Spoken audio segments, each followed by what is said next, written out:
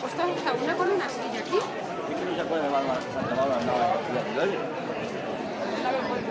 Ayer te vi allá arriba también.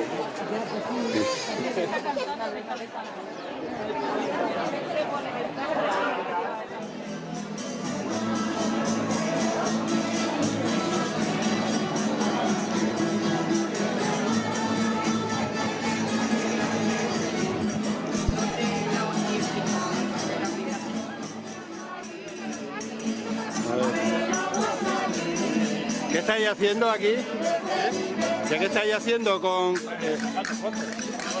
No, en las fotos las estoy sacando yo. Vale, pero contádmelo vosotros, no me señaléis el cartel. La Asociación de Pitarreros de Madrigal colabora con la Embajada de Ucrania en España. Todo lo recaudado será para los niños, para que no se pierda nunca la sonrisa de los niños. Todo para Ucrania.